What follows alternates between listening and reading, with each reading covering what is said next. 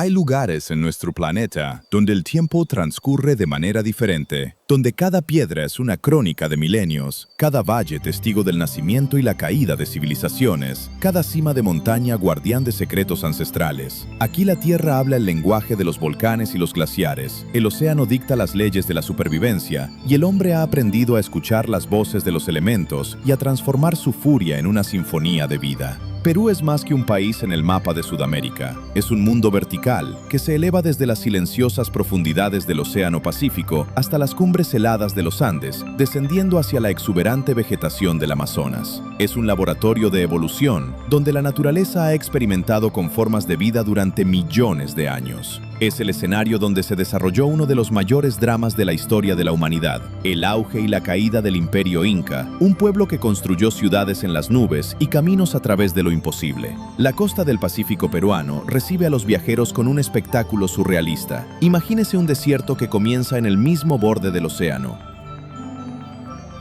Sechura, Nazca, Atacama. Nombres que suenan a conjuros, como un desafío a todas las leyes de la naturaleza. Aquí, en una estrecha franja entre las olas rompiendo contra la costa y los imponentes Andes, se extiende uno de los desiertos más áridos del planeta. Kilómetro tras kilómetro de dunas color ocre y ceniza se extienden, esculpidas por cañones donde hace millones de años fluían ríos turbulentos. El sol no solo brilla aquí, sino que reina supremo, abrazando el paisaje de todo elemento superfluo, dejando solo el esqueleto desnudo y árido de la tierra. Pero este desierto es engañoso. Cada mañana, una espesa niebla llega desde el océano, la garúa, una nube fantasmal que envuelve la costa en un denso manto. La humedad se condensa en las laderas, nutriendo raros oasis y dando vida a asombrosas lomas, islas verdes que brillan entre las arenas áridas como esmeraldas sobre tela descolorida. En estos oasis florecen cactus gigantescos, revolotean colibríes y cazan zorros de Sechuran, una especie endémica al borde de la extinción. La naturaleza juega aquí un juego peligroso, proporciona la humedad justa para la vida, pero ni una gota más.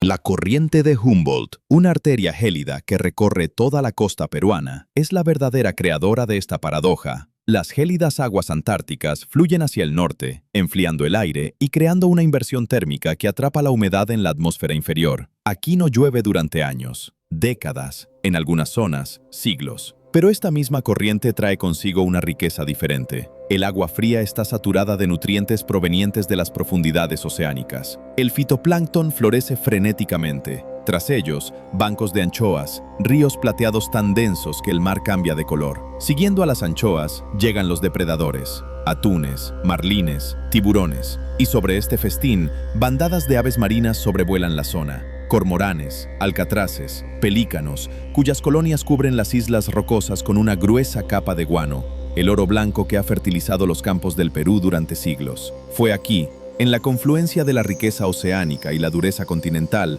donde nació la civilización más antigua de América. Caral es un nombre poco conocido, pero debería figurar junto a Sumeria y Egipto.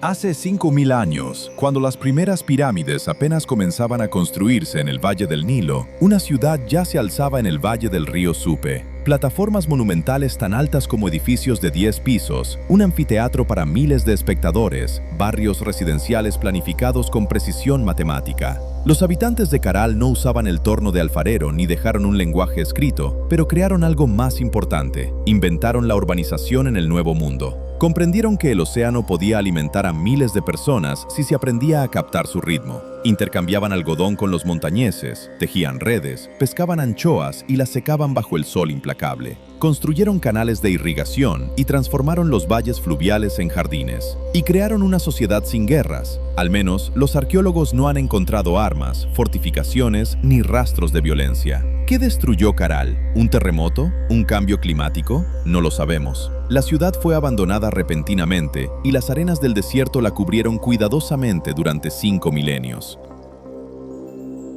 Siguiendo la costa hacia el norte, nos adentramos en el territorio de los Moche y Chimú, pueblos que transformaron el desierto en un jardín. El Valle Moche, ubicado al pie del Cerro Blanco, una montaña blanca que resplandece bajo el sol del sur, es un palimpsesto arqueológico donde cada capa de tierra guarda su propia historia. Aquí se alzan la Huaca del Sol y la Huaca de la Luna, las pirámides del Sol y la Luna, estructuras ciclópeas de adobe, ladrillos sin coser, que los moche construyeron a lo largo de los siglos. 130 millones de ladrillos conforman la pirámide del Sol. Cada ladrillo lleva la impronta de la comunidad que lo elaboró. Esto no es solo un templo, es un manifiesto de voluntad colectiva, un monumento al trabajo organizado. Los moche eran artistas e ingenieros, guerreros y sacerdotes. Su cerámica, vasijas vidriadas en negro con cuello de estribo, representa escenas de caza y batalla, rituales y la vida cotidiana con tal detalle que percibimos su mundo como vivo, vibrante, lleno de pasión y crueldad. Practicaban sacrificios humanos. Los guerreros capturados eran sacrificados ceremonialmente en la cima de las pirámides, y su sangre se mezclaba con chicha, una cerveza de maíz, que los sacerdotes bebían en copas ceremoniales. Era una religión de sangre y fertilidad, donde la muerte alimentaba la vida, donde se suponía que cada gota derramada en el altar regresaría como lluvia. Y llegaron las lluvias, pero a veces llegaban como una catástrofe. El Niño, una corriente cálida que reemplaza a la fría corriente de Humboldt cada pocos años, convierte la costa en un caos. El océano se calienta, los peces se hunden en las profundidades, las aves mueren de hambre. Pero los cielos se abren, tormentas azotan el desierto con la furia de un diluvio bíblico. Los lechos secos de los ríos se convierten en ríos embravecidos, arrasando con todo a su paso. Los edificios de adobe se derriten como azúcar en el agua. Los campos se convierten en pantanos. Y entonces, unas semanas después, todo se seca de nuevo, y el desierto florece en un loco carnaval de colores. Flores amarillas, moradas y escarlatas cubren las laderas, y por un breve instante parece como si el infierno se hubiera convertido en paraíso. Los moche aprendieron a sobrevivir al Niño, pero alrededor del siglo VI después de Cristo llegó una serie de inundaciones catastróficas, cada una más poderosa que la anterior. La civilización moche no desapareció, se transformó, migró y fue absorbida por otras culturas. Pero sus pirámides permanecen, testigos silenciosos de cómo la naturaleza puede recompensar y castigar con la misma arma, el agua. Nazca. Este nombre se ha convertido en sinónimo de uno de los mayores misterios de la arqueología. La meseta, que se extiende entre los valles de los ríos Ingenio y Nazca, está cubierta por una red de líneas, formas geométricas e imágenes de animales y plantas visibles solo desde el aire. Un colibrí con una envergadura de 90 metros. Una araña de 46 metros de largo, dibujada con tal precisión anatómica que los zoólogos pudieron identificar su especie. Un mono, un cóndor, una orca, un árbol, manos, un astronauta. Así bautizaron los europeos a la extraña figura de cabeza redonda y brazo levantado. Hace 2000 años, el pueblo Nazca creó estos dibujos retirando piedras oscuras de la superficie del desierto, dejando al descubierto la tierra clara que había debajo. La tecnología es sencilla, la escala es grandiosa, el propósito es desconocido. Abundan las teorías. Un calendario astronómico, algunas líneas indican el amanecer y el atardecer en los solsticios. Caminos rituales. Los arqueólogos han encontrado rastros de ceremonias al final de algunas de las líneas, vasijas rotas, conchas de espondilo traídas de la costa de Ecuador y ofrendas de fertilidad. ¿Un mapa de fuentes de agua? En el desierto, el agua es vida, y los Nazca fueron maestros de la ingeniería hidráulica, construyendo acueductos subterráneos, puquios, que aún funcionan hoy. O tal vez sean mensajes a los dioses. Estos gigantescos dibujos, visibles solo desde el cielo, son una súplica por la lluvia, por la misericordia, por la continuidad de la vida en un mundo donde la supervivencia pende de un hilo. El desierto ha preservado las líneas de Nazca gracias a una combinación única de factores. Casi no llueve, no hay vientos fuertes y una costra de roca oscura, de un tono tostado desértico, protege el suelo claro de la erosión. Pero las líneas son frágiles. Las huellas de neumáticos dejadas por turistas o ladrones permanecen visibles durante décadas. El desierto recuerda cada intrusión. Y aquí reside una lección. Las mayores obras de la humanidad a menudo se crean con los materiales más simples, pero exigen respeto, cuidado y la comprensión de que la fragilidad y la eternidad pueden coexistir en un mismo objeto. Pero la costa es solo el prólogo de la verdadera historia de Perú. Para comprender este país, hay que ascender, arriba, hasta donde el aire es enrarecido, donde el oxígeno es la mitad que a nivel del mar, donde el corazón late más rápido y cada paso es agotador, hasta los Andes, la cordillera más larga del planeta, que se extiende a lo largo de 7.000 kilómetros por la costa occidental de Sudamérica. En Perú, los Andes alcanzan el apogeo de su grandeza. Aquí las cumbres superan los 6.000 metros, los glaciares brillan en el aire enrarecido y entre los picos nevados se encuentran altas mesetas, la puna y el altiplano, donde la vida existe desafiando todas las leyes de la biología. El camino de Lima a Cusco es un viaje no solo a través del espacio, sino también a través del tiempo y las zonas climáticas. El auto asciende por curvas cerradas que serpentean por las laderas de las montañas, subiendo desde el nivel del mar hasta los 4.000 metros en apenas unas horas. Los paisajes desfilan ante la ventana. Las colinas desérticas dan paso a verdes valles donde el maíz y la quinoa crecen en terrazas, luego a bosques brumosos donde cada árbol está cubierto de musgo y orquídeas y el aire huele a humedad y humus. Aún más arriba, los bosques se vuelven menos densos, dando paso a punas cubiertas de hierba donde pastan llamas y alpacas, donde el viento aúlla incansablemente y el frío cala hasta los huesos incluso al mediodía. Y en el horizonte, como un escenario de una película de ciencia ficción, brillan los Apus nevados, montañas sagradas veneradas por los pueblos andinos como dioses vivientes. La geología de los Andes es la historia de un choque de titanes. Hace 70 millones de años, la placa de Nazca, que se encuentra bajo el lecho del Océano Pacífico, comenzó a subducir bajo la placa sudamericana. La subducción, el proceso por el cual una placa tectónica se hunde bajo otra, es una catástrofe lenta que se extiende a lo largo de eones. La corteza oceánica se funde en las profundidades de la Tierra, el magma asciende, entra en erupción y se solidifica formando volcanes. La corteza continental se pliega en gigantescos pliegues y se eleva, formando cordilleras. Los terremotos sacuden la Tierra con una regularidad monstruosa. Perú se encuentra entre los 10 países con mayor actividad sísmica del mundo. En 1970, un temblor de magnitud 7,9 provocó el derrumbe de un glaciar del monte Huascarán, el pico más alto de Perú. Millones de toneladas de hielo, nieve y rocas cayeron en el valle del río Santa, sepultando la ciudad de Yungay y matando a 70.000 personas en minutos. Las montañas aquí son mucho más que un simple paisaje. Están vivos, respiran, cambian constantemente, crean y destruyen, dan vida y la quitan con la indiferencia de los elementos. Pero fueron precisamente estas montañas las que se convirtieron en la cuna del mayor imperio de la América precolombina. Los incas, el Tahuantinsuyo o 4 provincias unidas, crearon un estado que, en su apogeo, se extendía desde el sur de Colombia hasta el centro de Chile, abarcando los territorios de los actuales Perú, Ecuador, Bolivia y partes de Argentina.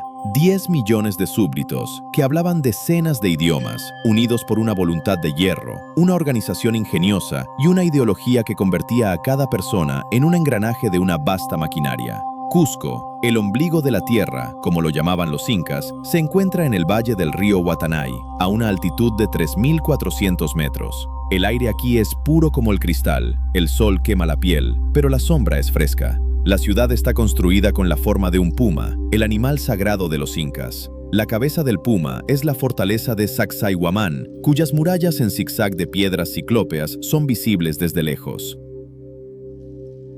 El cuerpo es la plaza central, donde se celebraban las ceremonias principales. La cola es la confluencia de 2 ríos, el Tuyumayo y el Guatanay. Cada piedra en las murallas de los palacios y templos incas encaja con la siguiente, con tal precisión que es imposible insertar la hoja de un cuchillo entre ellas, sin argamasa, solo la fricción y el peso de la piedra. Algunos bloques pesan cientos de toneladas y tienen 12 esquinas, cada una perfectamente alineada con las piedras adyacentes. ¿Cómo lo hicieron los incas? Sin herramientas de hierro, sin rueda, sin escritura para registrar cálculos técnicos. El misterio persiste, pero se conocen algunas piezas del rompecabezas. Los incas eran maestros de la piedra. Usaban piedras más duras para dar forma a las más blandas, empleando la congelación y descongelación para partir bloques a lo largo de las líneas de fractura. Utilizaban palancas de madera, cuerdas de fibra vegetal y rampas de tierra para mover bloques de varias toneladas. Pero sobre todo, tenían tiempo y gente. La mitad,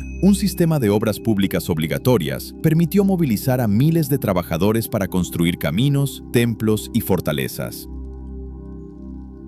Cada miembro de la comunidad estaba obligado a trabajar un número determinado de días al año en beneficio del Estado. Esto no era esclavitud en el sentido clásico. El Estado alimentaba a los trabajadores, les proporcionaba herramientas y tras completar la mitad regresaban a sus aldeas. Pero la negativa era imposible. El Estado inca era una teocracia totalitaria, donde el gobernante, el Sapa Inca, era considerado hijo del sol, un dios viviente cuya voluntad era ley. La religión incaica era un culto a la naturaleza y a los ancestros. El sol, Inti, otorgaba vida, calor y cosecha. Pachamama, la madre tierra, nutría al pueblo, pero exigía sacrificio y respeto. Apu, los espíritus de la montaña, protegían o castigaban aldeas enteras según si se les veneraba debidamente. Los ancestros, Malki, los cuerpos momificados de gobernantes y caciques, seguían viviendo entre los vivos, participaban en festivales y recibían ofrendas de comida y chicha. Cuando un Sapa Inca moría, su cuerpo no era enterrado. Era embalsamado, vestido con ricas ropas, colocado en el trono y seguía siendo dueño de todas sus posesiones, palacios, tierras y tesoros. El nuevo gobernante debía conquistar nuevos territorios para asegurar recursos. Era un sistema brillante que transformó el imperio en un mecanismo perpetuo de conquista, pero también contenía las semillas de la autodestrucción. En 1532, en Cajamarca, ciudad del altiplano norteño, tuvo lugar un encuentro que cambió la historia del continente. 168 españoles, liderados por Francisco Pizarro, se reunieron con Atahualpa, el Sapa Inca, gobernante del imperio. Atahualpa contaba con 80,000 guerreros. Las probabilidades eran de 1 contra 500, pero los españoles tenían espadas y armaduras de acero, arcabuces, cañones y caballos, animales que los incas jamás habían visto y que consideraban monstruosos. Y lo que es más importante, los españoles portaban viruela e influenza, enfermedades para las que los pueblos indígenas de América no tenían inmunidad. Las epidemias asolaron el imperio en oleadas, matando a millones y sembrando el caos y el pánico. Atahualpa acababa de ganar una guerra civil contra su hermano Huáscar y el imperio estaba debilitado y desunido. Pizarro atrajo al Inca a una trampa, atacó a su séquito durante las negociaciones y capturó al gobernante. Atahualpa ofreció un rescate, una habitación llena de oro hasta la altura de su mano alzada y el doble de plata. Los incas cumplieron su promesa. Metales preciosos, estatuas de dioses, vasijas rituales, joyas, llegaron de todos los rincones del imperio. Todo fue fundido en lingotes, pero Pizarro no liberó al cautivo. Atahualpa fue acusado de herejía, poligamia, asesinato de su hermano y rebelión contra la corona española. Fue condenado a morir en la hoguera, pero se le ofreció una alternativa: el garrote, estrangulamiento con un collar de hierro, si aceptaba el bautismo. Atahualpa aceptó. Fue bautizado como Francisco y estrangulado en la plaza de Cajamarca. El imperio no se derrumbó de la noche a la mañana. Los incas resistieron durante 40 años más. Manco Inca Yupanqui huyó a la selva, fundó un estado en el exilio en Vilcabamba, desde donde lanzó incursiones contra los españoles. El último gobernante, Túpac Amaru, fue capturado y decapitado en Cusco en 1572, pero para entonces el imperio ya había muerto. Los españoles destruyeron templos, fundieron el oro y construyeron sus propias iglesias sobre los cimientos de los santuarios incas. Introdujeron la encomienda, un sistema en el que la población indígena era distribuida entre los conquistadores como mano de obra. Impusieron el catolicismo y erradicaron creencias ancestrales, pero algunas cosas sobrevivieron. El idioma quechua, hablado por los incas, aún resuena en pueblos andinos. Se realizan rituales dedicados a la Pachamama en secreto o bajo el pretexto de festividades católicas. Y las piedras permanecen. Las murallas de Cusco, Sacsayhuamán y Ollantaytambo siguen en pie, habiendo sobrevivido a conquistadores, terremotos y siglos de abandono. Pero la mayor maravilla de la arquitectura inca no está en Cusco. Se encuentra oculta entre las nubes, a 2.400 metros sobre el valle del río Urubamba. Machu Picchu, montaña vieja en quechua, se ha convertido en un símbolo del Perú, una de las imágenes más reconocibles del planeta. La ciudad, construida sobre una estrecha cresta entre dos picos, rodeada de escarpados acantilados y selva, permaneció oculta a la vista de los conquistadores. Los españoles nunca encontraron Machu Picchu. Estaba abandonada antes de la llegada de los conquistadores, quizás debido a una epidemia de viruela, y la selva la engulló. Durante 5 siglos, las piedras permanecieron en silencio, cubiertas de enredaderas y musgo, conocidas solo por unos pocos campesinos locales. En 1911, el historiador estadounidense Hiram Bingham, impulsado por rumores de una ciudad perdida, ascendió por un sendero empinado y se topó con una visión que lo conmovió profundamente. Terrazas se extendían por la ladera, casas de piedra con muros perfectamente ajustados, templos orientados hacia puntos astronómicos. Intihuatana, el lugar donde se ata el sol, era una piedra tallada que se usaba para marcar los solsticios. Bingham llamó a Machu Picchu la ciudad perdida de los incas, aunque más tarde se supo que no era ni una capital ni una fortaleza, sino muy probablemente una residencia real o un centro religioso construido en el siglo XV para Pachacuti, el noveno gobernante inca y fundador del imperio. Machu Picchu asombra no solo por su arquitectura, sino también por su ubicación. La ciudad parece flotar entre el cielo y la tierra. Al amanecer, las nubes llenan el valle y las terrazas parecen flotar sobre un mar blanco. El sol sale tras Huayna Picchu, una joven montaña cuya afilada cima se alza sobre la ciudadela, y los primeros rayos doran las piedras, transformándolas en metal fundido. A su alrededor se extiende una muralla verde, una selva que comienza al pie de las montañas y se eleva hasta el borde de las nieves eternas. El rugido del río Urubamba proviene de abajo, del abismo donde el agua se precipita por rápidos, esculpiendo su paso entre las rocas. ¿Por qué los incas eligieron este sitio? Abundan las teorías. ¿Un observatorio astronómico? Muchos edificios están alineados con los amaneceres y atardeceres en fechas clave. ¿Un lugar sagrado? Las montañas circundantes, Machu Picchu, Huayna Picchu, Putucusi, forman un anfiteatro natural que los incas pudieron haber percibido como un centro cósmico. ¿Un refugio? El acceso a la ciudad solo era posible a través de senderos estrechos y fáciles de defender. ¿O fue un intento de crear una ciudad ideal, un microcosmos donde la arquitectura, la naturaleza y el cosmos se fusionaran en un todo? No lo sabemos.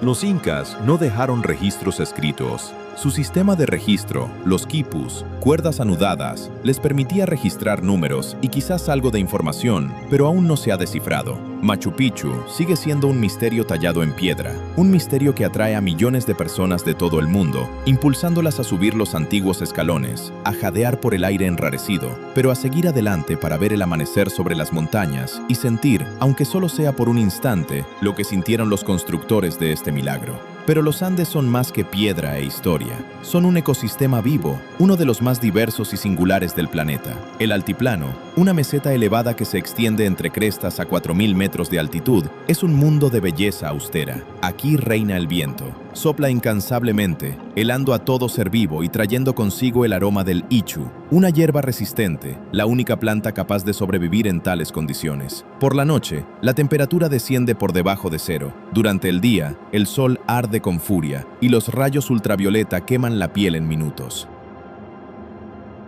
El aire es tan enrarecido que cualquier movimiento se convierte en una hazaña. Pero aquí también existe la vida. Las vicuñas, parientes salvajes de las llamas y las alpacas, pastan en manadas en las laderas. Su lana, la más fina del mundo, las aísla del frío. Los cóndores andinos, aves con una envergadura de más de 3 metros, los depredadores voladores más grandes del planeta, planean aprovechando las corrientes térmicas en busca de carroña. Para los incas, el cóndor era sagrado, un símbolo del mundo superior, de los cielos, un vínculo entre los humanos y los dioses. Ver un cóndor se consideraba una señal, una profecía. Y hoy, cuando una enorme sombra se desliza sobre las rocas y una silueta negra con un collar blanco da vueltas lentamente en el cielo, el corazón se detiene. Hay algo primigenio, casi primigenio en esta ave, un recordatorio de que la vida en la Tierra es mucho más antigua y extraña de lo que podemos imaginar. El lago Titicaca, el lago navegable más alto del mundo, se ubica en la frontera entre Perú y Bolivia a una altitud de 3.812 metros. Es un mar interior enclavado entre montañas. Sus aguas son de un azul intenso, frías y ricas en oxígeno. Con 80 kilómetros de largo, 60 kilómetros de ancho y en algunos puntos más de 300 metros de profundidad, el Titicaca es el vestigio de un antiguo océano que hace millones de años cubría el altiplano. Cuando se elevaron los Andes, el agua quedó atrapada en una gigantesca cuenca de piedra. El lago se ha convertido en el hogar de especies únicas, la rana gigante del Titicaca, que respira a través de la piel y puede pesar más de 1 kilogramo. Peces endémicos y aves que anidan en islas flotantes de totora. Estas islas son uno de los fenómenos más asombrosos de la cultura andina. El pueblo Uru, que ha habitado el lago desde tiempos inmemoriales, construye sus islas con capas de totora seca. Cada isla es una plataforma de varios metros de espesor que se pudre lentamente desde la base, lo que requiere la continua adición de nuevas capas. En las islas se alzan chozas hechas de la misma totora, se tejen canoas con ella e incluso la totora forma parte de su dieta. Sus brotes tiernos son comestibles y contienen yodo. ¿Por qué los Uru eligieron esta forma de vida? Cuenta la leyenda que huyeron de los incas, quienes intentaban subyugar a todos los pueblos del altiplano. En estas islas flotantes eran inaccesibles, independientes y libres. El lago se convirtió en su hogar, su refugio, su universo. Y hoy, aunque muchos Uru se han trasladado a la orilla, varias decenas de familias continúan viviendo en las islas de Totora, manteniendo una tradición de más de 1000 años. Para los pueblos andinos, el Titicaca es un lugar sagrado. Según la leyenda, de aquí surgieron Manco Cápac y Mama Oclo, los míticos fundadores de la dinastía inca, enviados por el dios Sol para llevar la civilización a los pueblos. En la Isla del Sol, la más grande del lago, los incas construyeron un templo donde los sacerdotes realizaban sacrificios. Los cronistas españoles escribieron que los incas escondieron enormes tesoros en el fondo del lago al enterarse de la llegada de los conquistadores. Expediciones buscaron este oro durante siglos, pero nunca lo encontraron. Quizás nunca existió, o quizás el lago guarda sus secretos demasiado bien. Al descender del altiplano hacia el este, el camino se adentra en valles donde el clima se vuelve más templado, el aire más denso y la vegetación más exuberante. Este es el Valle Sagrado de los Incas, el Urubamba, el corazón del imperio. El río Urubamba, la Vilcanota, como lo llamaban los incas, fluye a través del valle, serpenteando entre las montañas e irrigando campos y huertos. Aquí, los incas crearon un laboratorio agrícola donde experimentaron con cultivos, desarrollaron nuevas variedades y adaptaron plantas a diferentes altitudes y climas. Las terrazas, andenes, son el principal legado de la agricultura inca. Las laderas de las montañas se tallan en escalones, reforzados con muros de piedra y rellenados con tierra fértil traída de los valles. Cada terraza constituye un microclima. En las terrazas superiores se cultivan quinoa y papas que resisten el frío. Más abajo, maíz, el cultivo más importante de los incas. Aún más abajo, pimientos, tomates, aguacates y frutas. Un sistema de irrigación, una red de canales, acueductos y fuentes, proporcionaba agua incluso a las terrazas más altas. Los incas no inventaron la agricultura en terrazas, se practicaba en los Andes desde hacía miles de años, pero la perfeccionaron. Hoy en día, muchas terrazas están abandonadas y cubiertas de arbustos, pero algunas todavía se cultivan y sus rendimientos son superiores a los de los campos modernos. La piedra retiene el calor, protege contra la erosión y regula la humedad. Los incas conocían la tierra mejor que nosotros. Para los incas, el maíz no era solo alimento, era un cultivo sagrado, un regalo de los dioses. La chicha, una cerveza que se consumía en todas las fiestas y ceremonias, se elaboraba con maíz. Las mazorcas se sacrificaban, se enterraban en los cimientos de las casas y se colgaban sobre las puertas como talismanes. En Cusco, había un jardín donde árboles, flores, animales e incluso personas se fundían en oro y plata. En el centro del jardín crecía maíz dorado, con mazorcas de plata. Los españoles fundieron este jardín para convertirlo en lingotes, pero su recuerdo perdura en las crónicas. Era un monumento a la abundancia, un himno a la fertilidad, la encarnación de la idea de que la naturaleza y el hombre, trabajando juntos, pueden crear el paraíso en la tierra. Pero no todo el Valle Sagrado estaba dedicado a la agricultura. Fortalezas, templos y miradores están excavados en sus acantilados. Ollantaytambo es una de las pocas ciudades incas que no fueron destruidas por los españoles. Calles estrechas empedradas, canales con agua corriente, casas con puertas y nichos originales. Aquí se puede apreciar cómo era la ciudad inca hace 500 años. Dominando la ciudad se alza una fortaleza con un templo del sol, construido con enormes bloques de granito rosa, traídos de una cantera al otro lado del valle, cruzando el río, en las montañas. Cada bloque pesa decenas de toneladas. Cómo los incas los transportaron a través del turbulento río y ladera arriba sigue siendo un misterio. En 1530, 1536, Manco Inca, rebelándose contra los españoles, se fortificó en Ollantaytambo e infligió una de las pocas derrotas a los conquistadores. La caballería española no pudo avanzar por los estrechos senderos de montaña. Los incas abrieron las compuertas de los canales de irrigación, inundaron el valle y convirtieron los caminos en un pantano. Apedrearon a los atacantes y les lanzaron flechas desde las murallas de la fortaleza. Los españoles se retiraron, pero la victoria fue temporal. Llegaron refuerzos, Manco huyó a la selva y Ollantaytambo fue capturada. Sin embargo, la ciudad sobrevivió y eso ya era una victoria. Más allá de Ollantaytambo, el valle se estrecha y el río Urubamba se adentra en una garganta donde los acantilados se encuentran sobre el agua, donde el rugido de los rápidos ahoga todo lo demás. Esta es la puerta de entrada a la selva amazónica, un infierno verde que comienza justo más allá de las laderas orientales de los Andes. Perú es el único país del mundo que combina tres mundos naturales tan distintos: desierto, montañas y selva. El 60% del país está cubierto por la selva amazónica. Es uno de los últimos rincones salvajes del planeta, un lugar donde la naturaleza aún impone sus reglas, donde los humanos son meros visitantes y no siempre bienvenidos.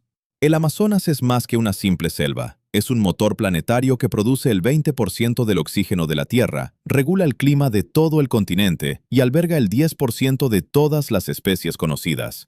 Aquí crecen árboles tan altos como edificios de 20 pisos, cuyas copas convergen en un continuo dosel verde bajo el cual reina un crepúsculo perpetuo. Lianas tan gruesas como un brazo humano cuelgan como cuerdas, enredándose en los troncos y uniendo el bosque en una sola masa palpitante. Las orquídeas florecen en las ramas, brillantes y caprichosas, como si hubieran sido creadas por una imaginación desbordante. Mariposas del tamaño de pájaros revolotean en los escasos rayos de luz, sus alas brillando con tonos azul metálico, esmeralda y púrpura. Las voces del bosque son una sinfonía que nunca cesa. El chillido de los monos aulladores, cuyo rugido se puede oír a kilómetros de distancia. El trino de los pájaros, el canto de las cigarras, el crujido de las serpientes en la maleza, el chapoteo de los peces en el río.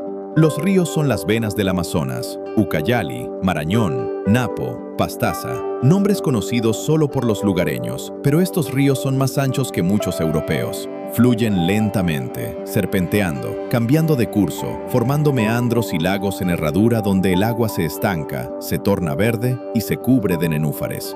Estas aguas son el hogar de pirañas, anacondas y delfines rosados, los inias amazónicos, cuya piel se vuelve rosada con la edad y de quienes las leyendas dicen que pueden transformarse en hermosos jóvenes y salir a la orilla durante la luna llena. Los caimanes se asolean en las aguas poco profundas. Sus ojos brillan en la oscuridad, delatando su presencia. Los capibaras, los roedores más grandes del mundo, pastan junto al agua, y los jaguares, ocultos en las sombras, esperan pacientemente el momento oportuno para atacar. Pero el mayor peligro de la selva no son sus grandes depredadores, sino las pequeñas criaturas. Las hormigas bala, cuyas picaduras pueden ser tan dolorosas como una herida de bala, y el dolor dura horas. Las ranas dardo, cuya piel secreta un veneno que los lugareños usan para recubrir las puntas de sus dardos. Los mosquitos que transmiten la malaria, la fiebre amarilla y la leishmaniasis. Los hongos que infestan los pulmones, la sangre y el cerebro. Las plantas cuyas espinas contienen toxinas. La selva no es malvada, es indiferente. Simplemente se rige por sus propias reglas, y quien no las entienda no sobrevivirá. Los pueblos del Amazonas han sobrevivido porque saben.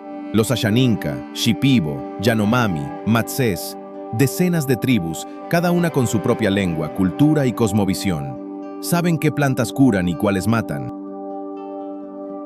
Saben interpretar las huellas en la tierra, predecir el tiempo por el comportamiento de los animales, construir chozas que permiten la transpiración y protegen de la lluvia. Saben que la selva no es un enemigo, sino un hogar que exige respeto, precaución y un diálogo constante. Los chamanes, curanderos, son los guardianes de este conocimiento. Utilizan la ayahuasca, una liana cuya infusión induce poderosas alucinaciones, para sanar, comunicarse con los espíritus del bosque y buscar almas perdidas. paz. Una ceremonia de ayahuasca es un viaje a otros mundos, un encuentro con arquetipos, ancestros y con uno mismo. La medicina occidental apenas comienza a comprender la razón de ser de estas prácticas. La ayahuasca contiene DMT e inhibidores de la MAO, sustancias que afectan el sistema serotoninérgico del cerebro y pueden ayudar a tratar la depresión, el estrés postraumático y las adicciones. Pero para los pueblos amazónicos, esto no es ciencia. Es una religión, una forma de vida, una manera de mantener el equilibrio entre las personas y el bosque. Este equilibrio está en peligro. La selva amazónica se está talando a un ritmo alarmante.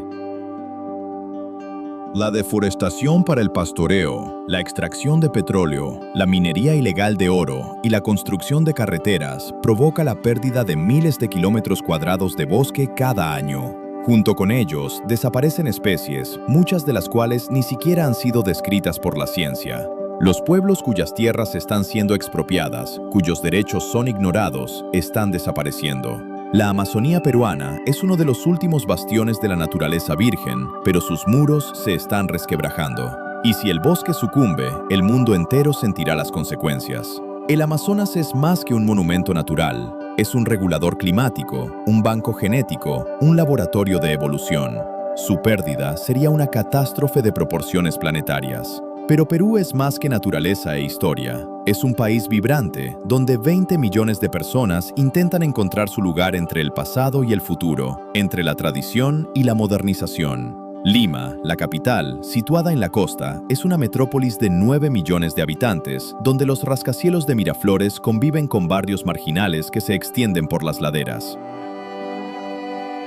La música resuena aquí. El huayno, un género folclórico nacido en los Andes, una fusión de melodías indígenas y ritmos españoles que se baila en las fiestas. Aquí, los mercados venden todo lo que el país puede producir: papas. Perú cuenta con más de 3.000 variedades, quinoa, maíz, ajíes, cuyas variedades van desde dulces hasta picantes, y cocaína. Ilegal, sí, pero parte de una realidad de la que no hay escapatoria. La gastronomía peruana es un mundo aparte que ha alcanzado reconocimiento mundial en las últimas décadas. El ceviche, pescado crudo marinado en jugo de limón con cebolla, cilantro y ají, es un plato nacional, símbolo de la abundancia del océano. Los anticuchos, brochetas de corazón de res marinado, son comida callejera que se vende en cada esquina. El caguy chactado, cuyá asado, es un manjar que los incas consumían y que aún se disfruta en los pueblos andinos. El lomo saltado, carne asada con tomate y papas fritas, es un plato nacido de la fusión de las cocinas peruana y china en el siglo XIX, cuando miles de trabajadores chinos llegaron a Perú. Cada plato es una historia, cada sabor una conexión entre épocas, culturas y paisajes.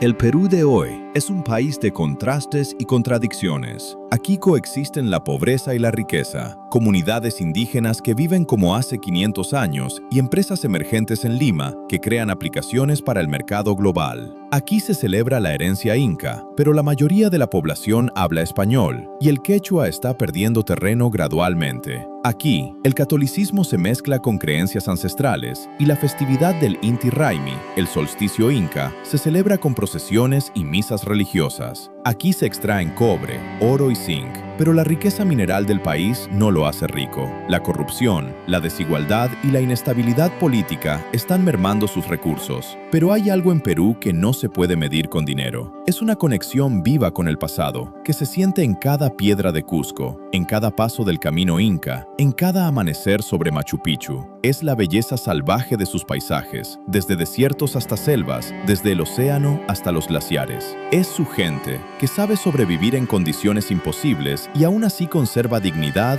humor y calidez. Es la música que suena en las calles, en los autobuses, en las plazas, triste y alegre a la vez, como la vida misma. Perú es un país donde el pasado no ha muerto. Vive junto al presente, a veces en conflicto, a veces fusionándose, pero siempre presente. Aquí, cada piedra recuerda, cada montaña guarda historia, cada río conserva la memoria de quienes bebieron de sus aguas hace miles de años. Y esto encierra una lección para el mundo entero. Vivimos en una época en la que el pasado suele descartarse como obsoleto, innecesario y un obstáculo, pero Perú demuestra que el pasado no es una carga, sino un fundamento. Que el respeto por los ancestros, por la tierra, por las tradiciones no contradice el progreso. Al contrario, le da sentido y dirección. De pie en la cima de Huayna Picchu, contemplando las ruinas de Machu Picchu, envueltas en la bruma matutina, uno siente vértigo. No por la altura, aunque el acantilado es vertical y la profundidad del abismo se mide en cientos de metros. El vértigo proviene de la constatación de lo poco que sabemos, de lo mucho que se ha perdido, de lo frágil que es el vínculo que nos une a quienes construyeron estas ciudades, araron estas terrazas y oraron a estas montañas. Los incas se han ido, pero sus creaciones permanecen. Se yerguen como un reproche silencioso a nuestra prisa, a nuestra confianza en nuestra propia superioridad, a nuestra incapacidad de construir para la posteridad. Sale el sol. La niebla se disipa, revelando el valle de Urubamba que se extiende como una serpiente plateada. En algún lugar de la selva fluyen ríos, los monos aúllan y los jaguares cazan. En algún lugar del altiplano pastan las vicuñas y el viento canta su eterna melodía. En algún lugar de la costa, el océano sigue chocando contra las rocas, como lo hacía hace 1.000.000 de años, y lo seguirá haciendo durante otro 1.000.000 de años, mucho después de que no quede ni rastro de nuestras ciudades. Al descender de las montañas a los valles, a los pueblos y aldeas donde late el pulso del Perú moderno, uno se da cuenta de que este país no es un museo al aire libre.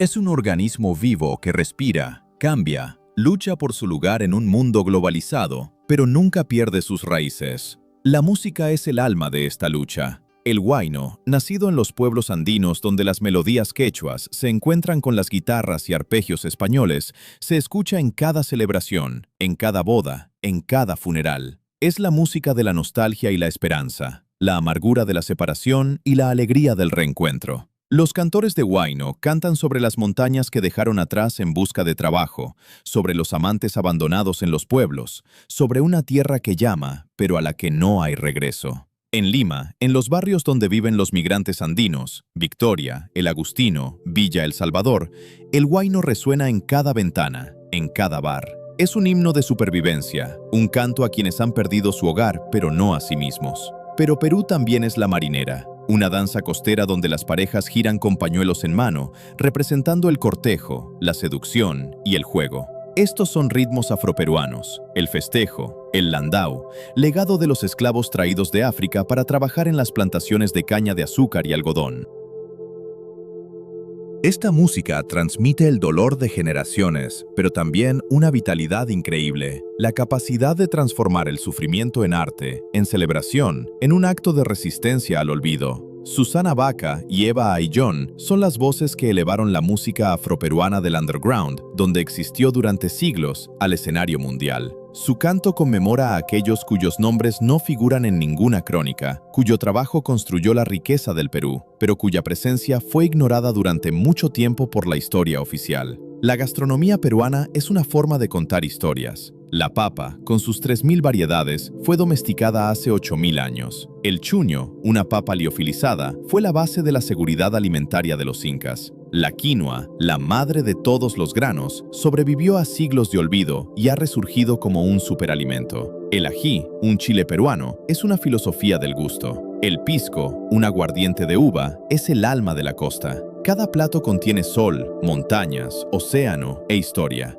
Los mercados peruanos son un universo en sí mismos. El mercado San Pedro en Cusco, el mercado Surillo en Lima, venden todo lo que la tierra produce.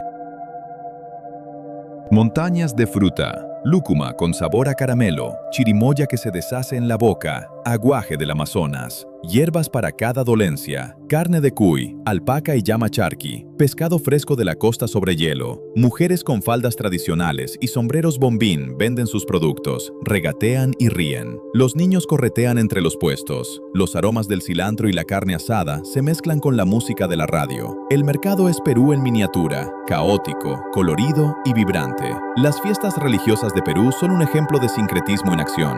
El Inti Raymi, la fiesta del solsticio de invierno que los incas celebraban como el evento principal del año, se celebra ahora en Cusco cada 24 de junio. Miles de personas se congregan en la plaza para presenciar la recreación de una antigua ceremonia. Un zapa inca con una corona dorada, sacerdotes con túnicas ceremoniales, bailarines, músicos y el sacrificio de llamas. Es un espectáculo, una atracción turística, pero tiene algo de auténtico, un intento de recuperar lo perdido, de resucitar al menos una sombra de lo que fue. El Corpus Christi en Cusco es una festividad católica, pero aquí adquiere un matiz especial. 15 estatuas de santos son sacadas de las iglesias y llevadas en procesión por las calles, y entre la multitud se pueden observar danzantes indígenas enmascarados que realizan rituales ancestrales que preceden a la llegada del cristianismo por miles de años. Los santos se convierten en Apu, espíritus de la montaña. La Virgen María se fusiona con la Pachamama. Cristo crucificado es un sacrificio ofrecido a los dioses para que la tierra sea fértil. La Iglesia hace la vista gorda ante esto, o mejor dicho, lo ha aceptado como inevitable. En Perú, es imposible separar el catolicismo de las creencias ancestrales. Se han fusionado, entrelazado y convertido en una sola. El arte peruano es también un campo de batalla de identidades. Las pinturas coloniales de la escuela cusqueña representan a Cristos con rasgos indígenas, arcángeles con sotanas españolas y joyas indígenas, y paisajes donde santos europeos se alzan contra el telón de fondo de la cordillera andina. El arte contemporáneo abarca desde Fernando de Cislo, cuyas abstracciones intentan capturar el espíritu de la América precolombina, hasta los artistas callejeros de Barranco, un barrio de Lima donde cada muro es un lienzo, cada grafiti una declaración sobre política, amor, ira y esperanza. La literatura abarca desde Mario Vargas Llosa, premio Nobel cuyas novelas exploran la violencia, el poder y la historia del Perú, hasta José María Arguedas, quien escribió en quechua y español, intentando construir un puente entre dos mundos y que murió al caer en ese puente, suicidándose al darse cuenta de que el puente era imposible. La historia del Perú del siglo XX es una sucesión de convulsiones, dictaduras militares, crisis económicas, hiperinflación. El Sendero Luminoso libró una sangrienta guerra en la década de 1980 que cobró 70,000 vidas. Pero el país sobrevivió. El turismo genera miles de millones de dólares. Machu Picchu atrae a más de 1,5 millones de visitantes al año. Una bendición y una maldición. Perú busca el equilibrio entre la preservación de su patrimonio y la necesidad de desarrollo. Perú nos recuerda que si bien los humanos podemos crear grandes cosas, la naturaleza puede hacer aún más, que las civilizaciones nacen y mueren, pero la tierra perdura, que solo somos huéspedes en este planeta y nuestro tiempo aquí es limitado. Pero mientras estemos aquí, podemos crear belleza, construir en armonía con el mundo, aprender de quienes nos precedieron y dejar tras de nosotros no ruinas, sino el recuerdo de una vida bien vivida. El viento amaina. Por un instante, reina un silencio absoluto. Y entonces, en la lejanía, un cóndor grita, y el eco de su grito resuena por las montañas, por los valles, a través de los siglos. Y parece como si ese grito fuera la voz del Perú mismo, ancestral, salvaje, indomable. La voz de una tierra que lo recuerda todo y perdona a quienes saben escuchar.